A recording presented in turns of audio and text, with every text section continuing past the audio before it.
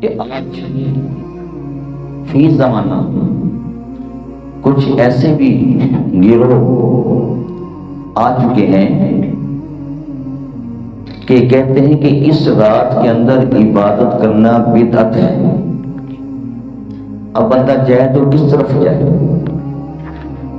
پہلے تو یہ تھا کہ جی صلاۃ اذان سے پہلے پڑھنا بدعت ہے،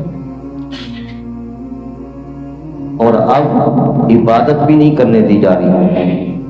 اب شب برات جیسے آج کی رات ہے، الحمدللہ اللہ پاک نے ہمیں عطا فرمائی، ہم اس رات میں کیا کرتے ہیں؟ آپ یہاں بیٹھے ہوئے ابھی اس وقت آپ کیا کر رہے ہیں؟ اللہ کا ذکر سن رہے ہیں نا، اور تو کچھ نہیں کر رہے ہیں نا۔ جب ڈرامہ تو نہیں دیکھ رہے آپ، کوئی فلم تو آپ نہیں دیکھ رہے ہیں نا، اللہ کا ذکر سن رہے ہیں، تلاوت قرآن مجید آپ نے سنی، نعت شریف سنی، اور ابھی بھی آپ الحمدللہ اس بندہ ناجیز سے ذکر ہی آپ سنتے ہیں نا، قرآن مجید کی آپ ابھی میں نے تلاوت کی، وہ آپ نے وہ سنا۔ ابھی آپ جیسے یہ ختم ہوگا خطاب، اس کے بعد پھر آپ نے نفل پڑھنے، پھر آپ صلاۃ التسبیح پڑھیں گے، اللہ اللہ کریں گے۔ تو کیا اب یہ بھی ہم نہ کریں؟ تو پھر کریں کیا کریں؟ پھر یہی کرتے ہیں، نفل بھی نہیں پڑھتے، صلاۃ التسبیح بھی نہیں پڑھتے۔ اگر صلاۃ التسبیح پڑھنا بدعت اس رات میں، نفل پڑھنا بدعت، تو پھر آپ بھی ملیں ہم بھی ملتے ہیں، وہاں جا کے پٹاخے بجاتے ہیں، کیا کریں؟ تو یہیں ہم کام شروع کر دیتے ہیں۔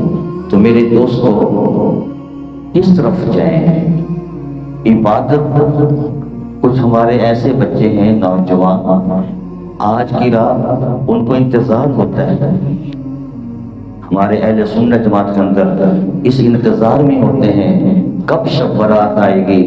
یوں تو مسجد میں جاتے نہیں، لیکن شب برات کا انتظار ہوتا ہے، شب قدر کا انتظار ہوتا ہے۔ کچھ ہمارے دوست ایسے ہیں، انہیں رمضان کی دنوں کا انتظار ہوتا ہے، رمضان آئے گا، روزے رکھیں گے، نمازیں پڑھیں گے۔